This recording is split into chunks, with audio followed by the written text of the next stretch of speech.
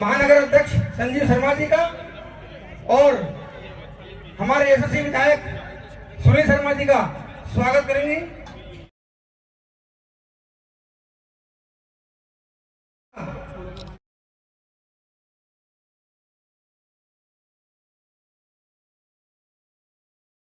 तथा वो था घोड़ा में पानी लाना।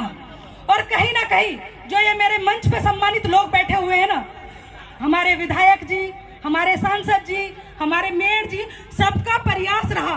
घोड़ा के सभी हितैषी बैठे हुए हैं, क्योंकि मुझे लगता है कि इन चीजों को करने में मैं इतनी सक्षम नहीं थी। अगर मेरा साथ दिया गया, मुझे राजनीति में आगे बढ़ाया गया, तो ये जो सम्मानित मंच पर लोग बैठे हुए हैं से और जो मंच के समस्त बैठे हुए हैं, मेरी जो मातृ शक्ति है, मेरे जो भाई बंधु है, आप सभी के सहयोग से मैं घोड़ा में ये काम कर पाई। लेकिन जो षड्यंत्र मेरे खिलाफ रचा गया वो सिर्फ और सिर्फ कि पानी की एक लहर कर दी जाए कि 6 महीने में जो निर्दलीय प्रत्याशी उतरा था कि मैं 6 महीने में घोड़ा में गंगा जल ला दूंगा।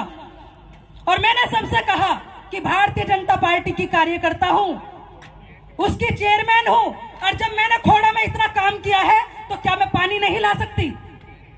मैंने जितना प्रयास घोड़ा में किया, जितना काम मैंने किया, तो भरोसा आप लोगों को करना चाहिए था कि घोड़ा में पानी भी अगर आएगा तो भारतीय जनता पार्टी के द्वारा आएगा।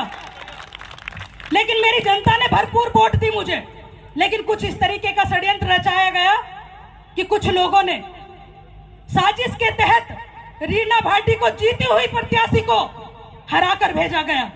लेकिन आज कह देना चाहती हूं कि मैं हारी नहीं हूं।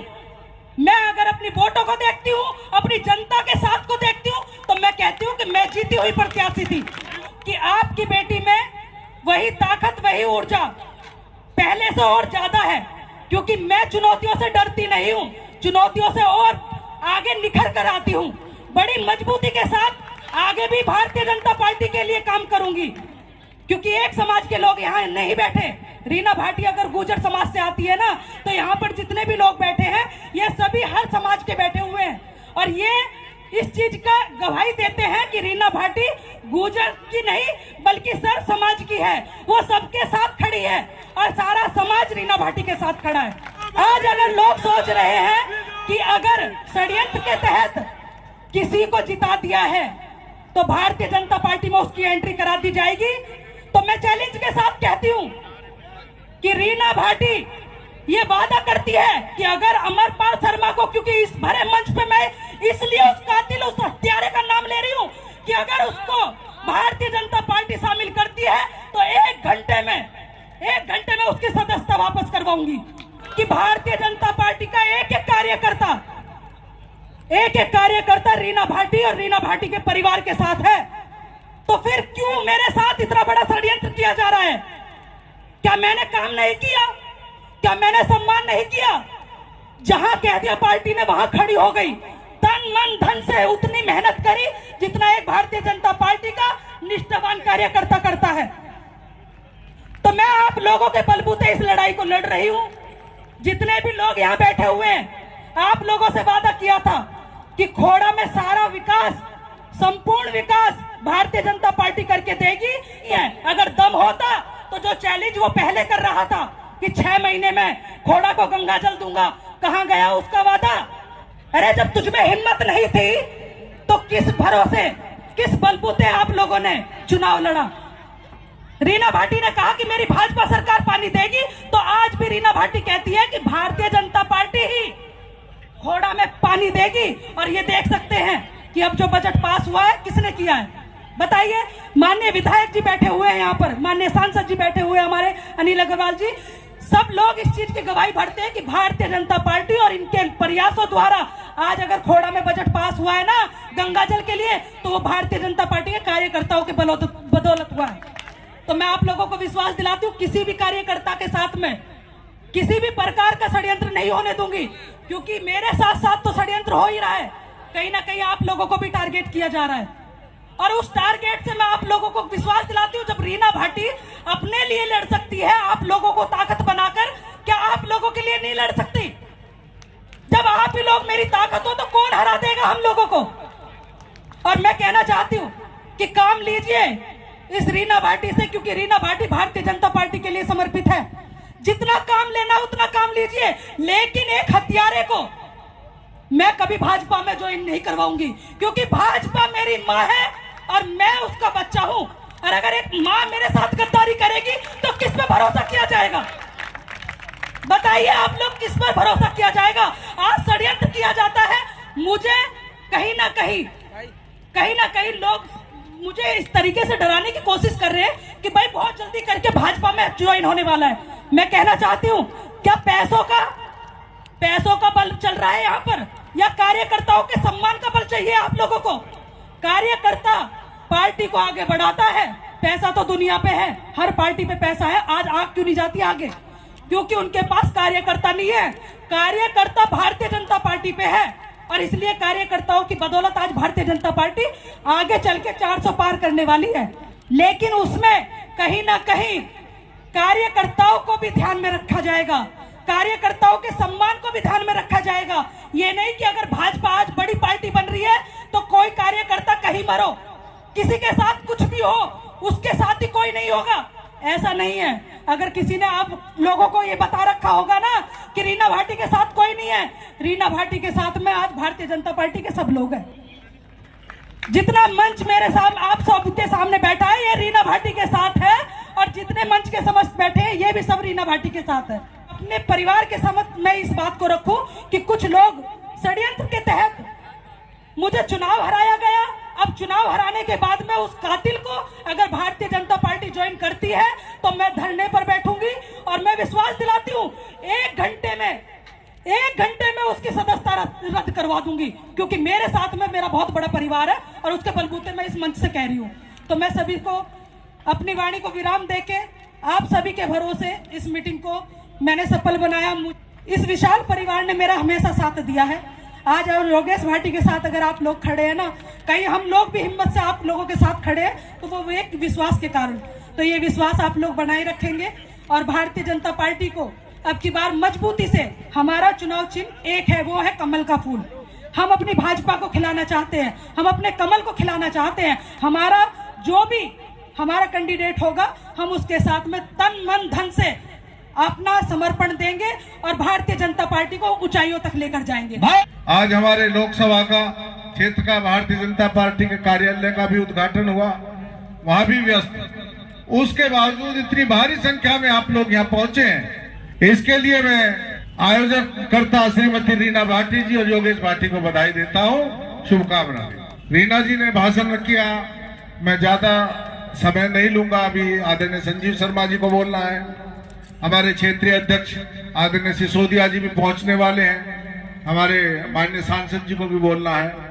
रीना जी ने अपनी पीड़ा रखी। मैं इतना ही कहूंगा कि हार और जीत का मतलब योद्धाओं के लिए कुछ नहीं होता। हार महाराणा प्रताप भी गए थे, हार पृथ्वीराज चौहान भी गए थे, लेकिन उनको समाज ने मान्यता दी है। समाज आज भी उनको एक योद्धा के रूप में देखता है और जयचंद और मीर जाफर जैसे लोगों को कोई सम्मान नहीं देता। भारतीय जनता पार्टी का एक एक कार्यकर्ता भारतीय जनता पार्टी का वफादार और मजबूत सिपाही, और मुझे पूरा विश्वास है कि आदरणीय नरेंद्र मोदी जी के नेतृत्व में जो आज देश ऊंचाइयां छू रहा है, पूरी दुनिया आज हिंदुस्तान की तरफ देख रही है। बड़े बड़े मुल्क आपस में लड़ रहे हैं और देख रहे हैं कि मोदी किस तरह से हमारा फैसला करा दे आगे। आज हिंदुस्तान ने पूरी दुनिया में वो स्थान पा लिया है जो एक सुपर पावर के पास हो। ये सब आप लोगों की दी हुई ताकत के कारण, आप लोगों के दिए हुए समर्थन के कारण है।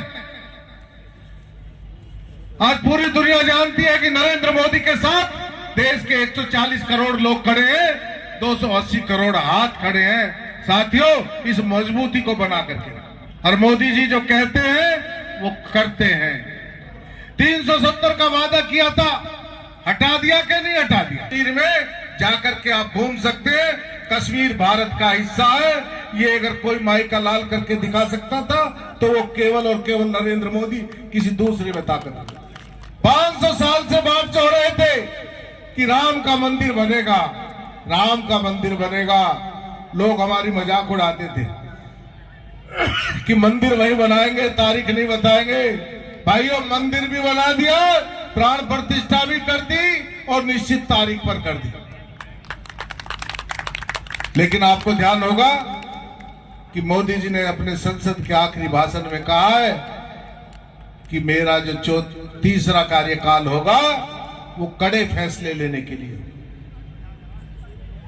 तो आप समझ सकते हैं कि मोदी जी अब की बार जब तीसरी बार आएंगे तो वो सब निर्णय होंगे जो आप चाहते हैं, जो आपके मन में। इस देश के प्रत्येक नागरिक को समान अधिकार मिलेंगे। जनसंख्या पर भी कुछ ना कुछ होगा, वह सब होगा जो आप चाहते हैं। हमको संकल्पबद्ध होकर के 2024 के चुनाव में भारतीय जनता पार्टी को परचम पर ले जाना है। गाजियाबाद लोकसभा के हम सब लोग हैं। गाजियाबाद लोकसभा सदैव रिकॉर्ड मतों से जीतते। यही खोड़ा के लोगों ने मुझे रिकॉर्ड मतों से हिंदुस्तान में जिता करके भेजा था। मैं आपका आभारी हूं और आपसे अनुरोध करता हूं कि लोकसभा चुनाव में भी आप रिकॉर्ड कायम करेंगे कि गाजियाबाद लोकसभा देश में नंबर 1 रहेगी। और रीना जी, मैं इतना ही कहूंगा कि ये भारतीय जनता पार्टी है, या किसी के साथ नाइंसाफी नहीं होती और एक एक कार्यकर्ता अपने कार्यकर्ता के साथ खड़ा है। किसी को निराश और हताश होने की जरूरत नहीं है। बहुत बहुत धन्यवाद। नमस्कार। जय हिंद, जय भारत। रामलीला मैदान पर रीना भाटी जी के समर्थन में, रीना भाटी जी के साथ, और ये बताने के लिए कि फिर एक बार मोदी सरकार। मैं आप सबका बहुत बहुत स्वागत और अभिनंदन करता हूं। जिस प्रकार से आपने विधानसभा में, लोकसभा में हमेशा ही भारतीय जनता पार्टी का साथ दिया है, मुझे पूरा विश्वास है इसी प्रकार का साथ आप सब लोग देते रहेंगे। बहुत देर से सभी वक्ताओं ने अपनी बात कही है, विधायक जी ने भी कही है, पूर्व महापौर जी ने भी कहा है।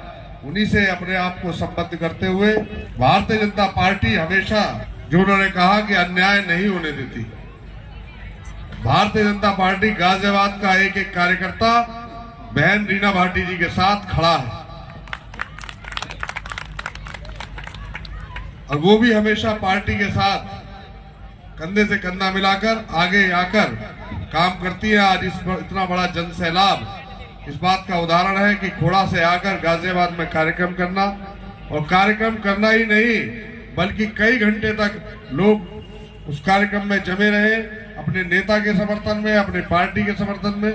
मैं सभी आयोजनकर्ताओं को बहुत बहुत बधाई देता हूं और हमारे मंचासीन आदरणीय राज्यसभा सांसद अनिल अग्रवाल जी, हमारे विधायक सुनील शर्मा जी, पूर्व महापौर आशा जी, हमारे भाजपा के वरिष्ठ नेता भाई हातम सिंह नागर जी, अपने महामंत्री भाई पप्पू पहलवान जी, वीरेंद्र मुन्ना जी और सभी सचिन डेड़ा जी, हमारे युवा मोर्चा के अध्यक्ष, और अभी क्षेत्रीय अध्यक्ष पार्टी के 5-7 मिनट में पहुंचने वाले हैं।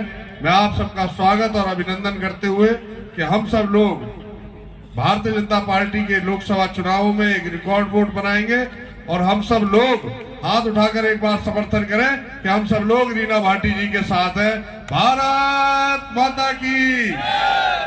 आज हमारा बड़ा लक्ष्य है, माननीय मोदी जी का संकल्प है कि एनडीए 400 के पार और भारतीय जनता पार्टी 370 के पार। इसके लिए मैं सभी कार्यकर्ताओं से निवेदन करना चाहता हूं कि एक एक कार्यकर्ता जी जान से जुट के इस संकल्प को पूरा करें।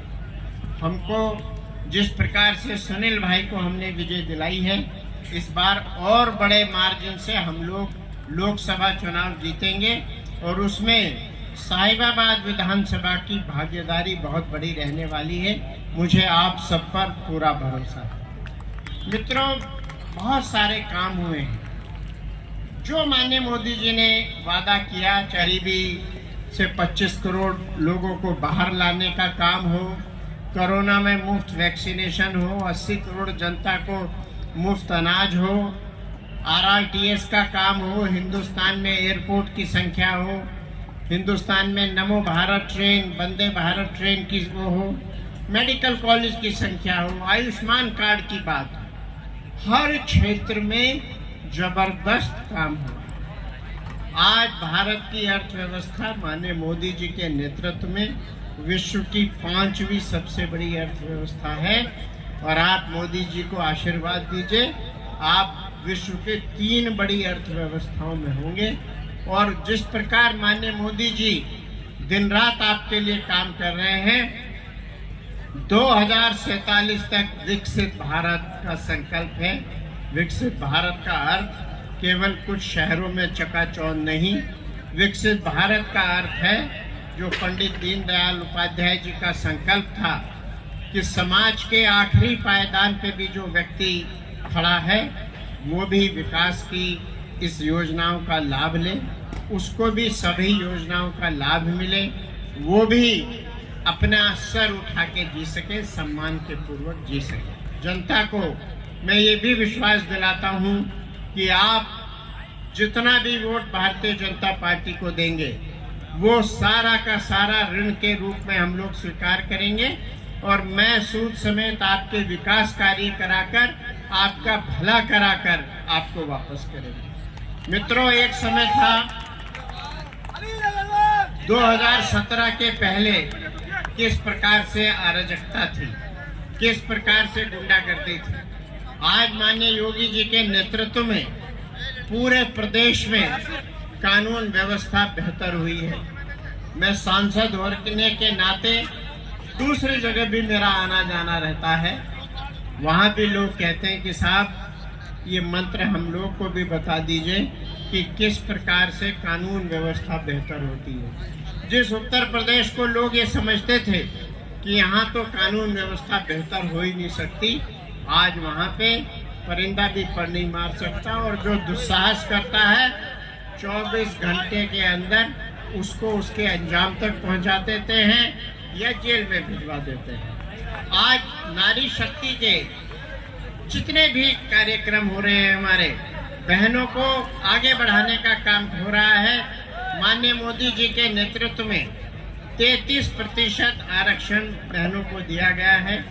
बहुत सारे यहाँ के दल थे जो कहते थे कि साहब हम लोग नारी का भला करेंगे, किसी ने भला नहीं किया। अगर भला किया तो माननीय मोदी जी ने जो कहा वो करके दिखाया। हमारे बीच में हमारे क्षेत्रीय अध्यक्ष आदरणीय सतेंद्र सिद्धोदिया जी पहुंच चुके हैं, जिनका हमें बहुत बेसब्री से इंतजार था।